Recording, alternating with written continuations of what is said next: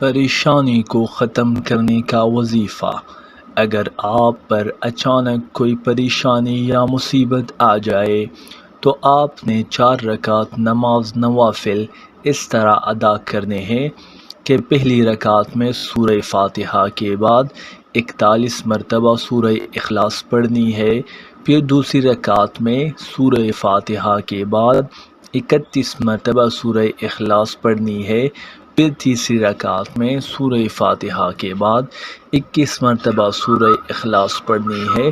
پھر چوتھی رکعت میں سورہ فاتحہ کے بعد 11 مرتبہ سورہ اخلاص پڑھنی ہے، پھر اسی جگہ بیٹھ کر 41 مرتبہ درود ابراہیمی پڑھنا ہے، پھر سجدے میں سر رکھ کر 100 مرتبہ یا اللہ پڑھنا ہے،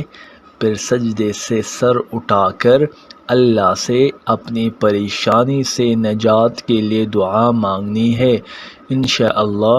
آپ کی جو بھی پریشانی ہوگی اللہ آپ کی اس پریشانی کو اس وقت دور فرما دے گا، مگر ایک بات اپنے ذہن میں ضرور رکھیں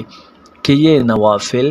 آپ کے نماز فجر اور نماز عصر کے بعد نہیں پڑھنے ہیں، اس کے علاوہ آپ جس وقت بھی چاہے پڑھ سکتے ہیں۔ جزاک اللہ۔ اگر آپ کو ہمارا ویڈیو اور ہمارا چینل پسند آئے تو برائے مہربانی ہمارے چینل کو سبسکرائب کرے اور ہمارے ویڈیو کو ضرور لائک کرے اور کمنٹ میں اپنی رائے سے ہمیں ضرور آگاہ کیجیے۔ شکریہ۔